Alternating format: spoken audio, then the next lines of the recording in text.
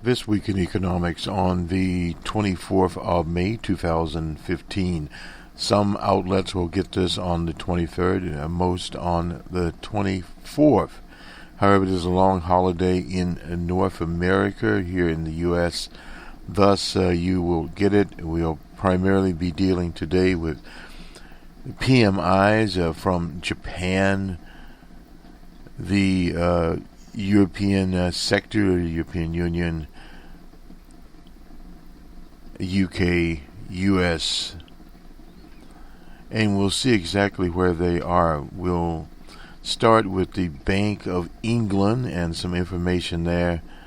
They evidently are doing a study on the pullout of the UK from the EU, and we'll hear from the chair of the Federal Reserve, Dr. Yellen. She was giving a talk or a speech at the Providence, Rhode Island Chamber of Commerce. Rhode Island, as many are familiar, in New England has always lagged behind the rest of New England in terms of development and in terms of jobs and overall economic growth. Thus, it is a place to set out the Fed policy of what they assume to be based on the best data that they have.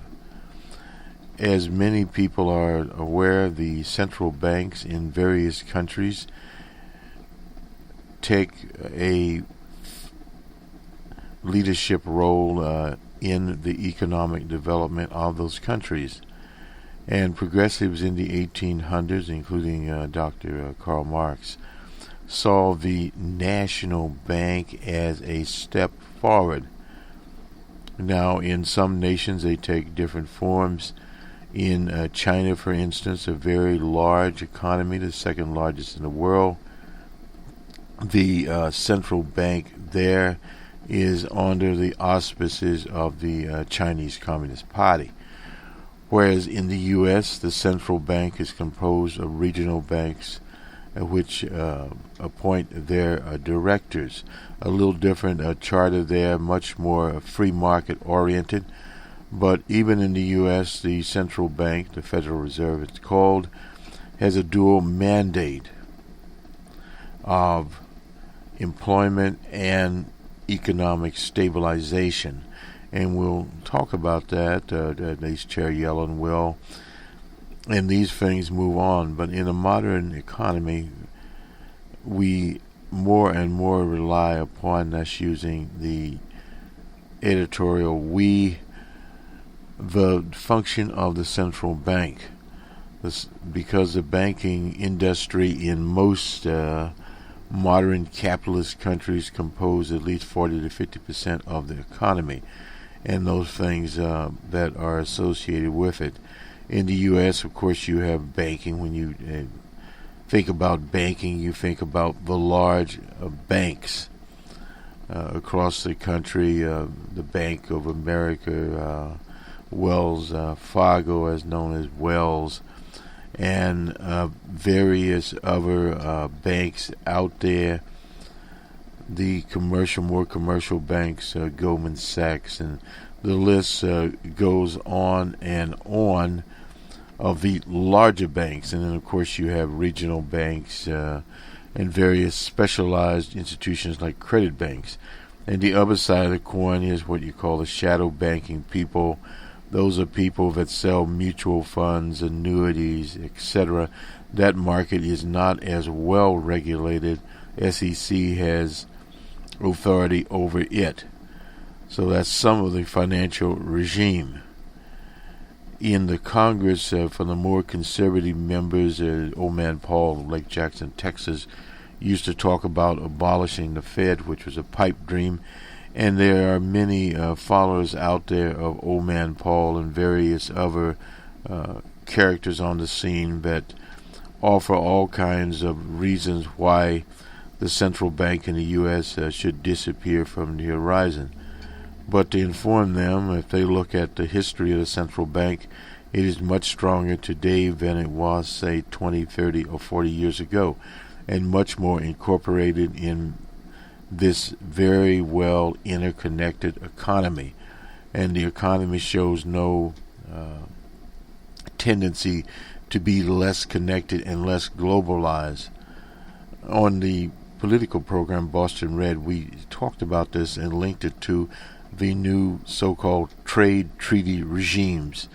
Now you had NAFTA, which in North America here, and various other trade agreements. Now it is the Pacific Rim type of trade agreement that's before the Congress in the U.S. And that would give a fast-track authority to President Obama, and then the Congress would up or down it. In other words, they could not pick it apart. This is one of the new facets of arrangements that we are starting to see, so-called free. Be very, very careful of the word free, but these are trade agreements that give certain rights to the participants, which in the case of the latest proposed treaty, about 40% of the economic activity of the world would be in there. But that in itself is a little bit of a disguise within itself. And of course you have the markets. We look at stock markets there to a certain extent, and also the influence of commodities, which is purely speculative. Now, many of these right-wing types would talk about going, say, to a gold standard, which the U.S. left the gold standard with the rest of the world during the Nixon administration. It will not return to it. And that is within the commodity regime. Enough of that. Let's go to the Bank of England and its latest, we'll just call it activities. It's from the Guardian newspaper. Secret Bank of England task force investigates financial fallout of Brit exit.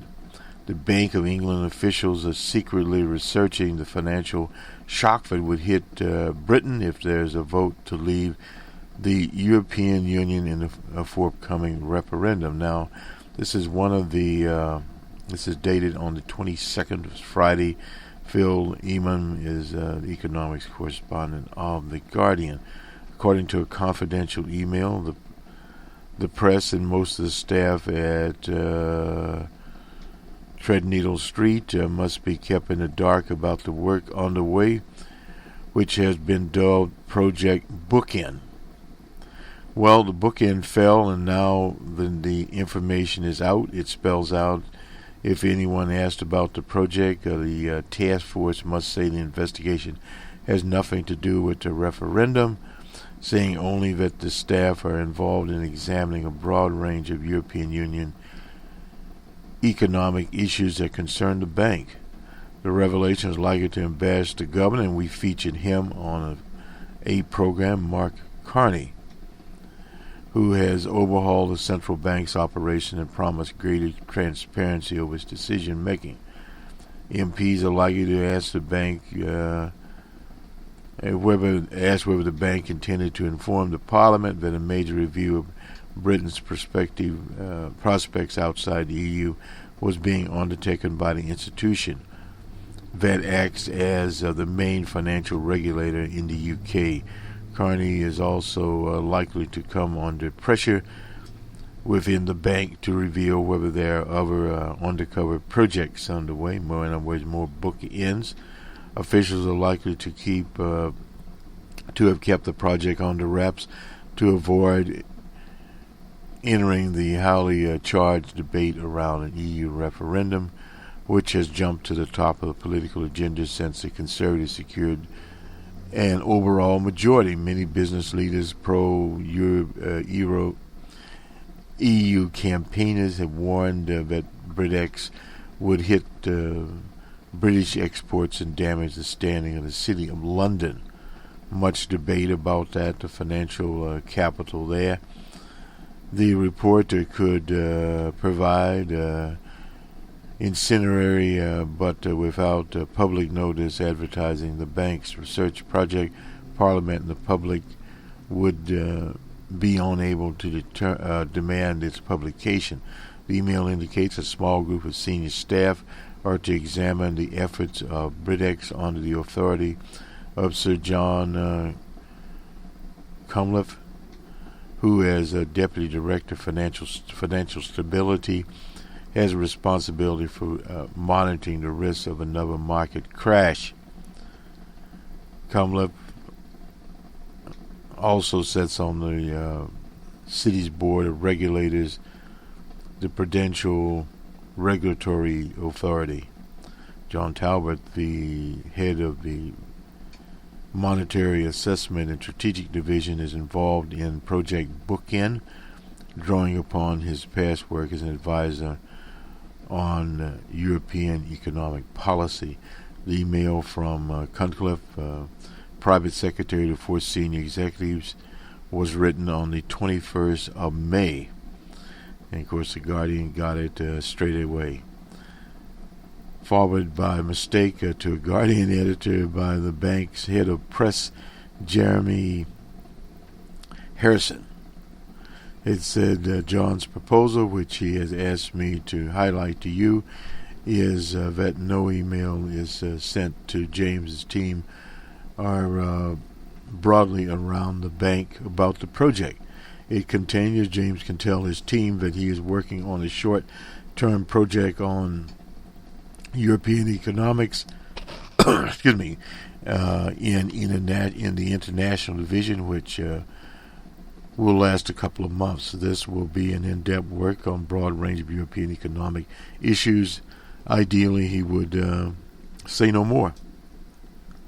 The email states that Talbot plans to inform the staff on Thursday. The message goes on to propose that questions from other parties, that is the press, about whether this was a project to look into referendum, should be given the answer that there's a lot going on in Europe in the next couple of months, pointing to some of the Pacific European issues, Greece, that would concern the bank.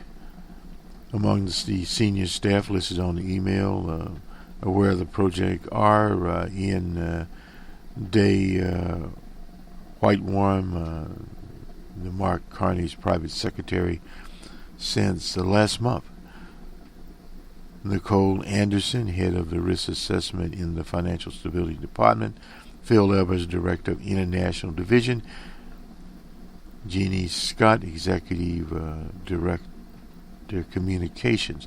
A bank spokesman said it had started the government policy that there will be renegotiation and a national referendum on EU membership, the UK's EU membership, at some point. It should not come as a surprise. There is a wide range of economic and financial matters that arise in the context of renegotiation and national referendum. It is one of the bank's responsibilities to assess those that relate to its objective. It's not sensible to talk about this work publicly in advance, but as with work done prior to the Scottish referendum, we will disclose the details of such work at an appropriate time. While it is unfortunate that this information has entered the public domain in this way, the bank will remain approached. Now, this is the statement from the Bank of England. Here today, information related to planned confidential bank work on the potential implications of a renegotiation national referendum on the UK's membership in the European Union made its way into the public domain. This is officially from the Bank of England on the 22nd of May. So thus the official statement is out there on our Facebook page, which is also shared with Bostonred and other activities. You'll find that, and also from the Bloomberg people. We'll go to this very quickly here. Bank of England staff are assessing the potential risks related to Britain's renegotiation of the membership there. And the minister, Cameron, the Tory minister, is a public vote on EU membership by the end of 2007.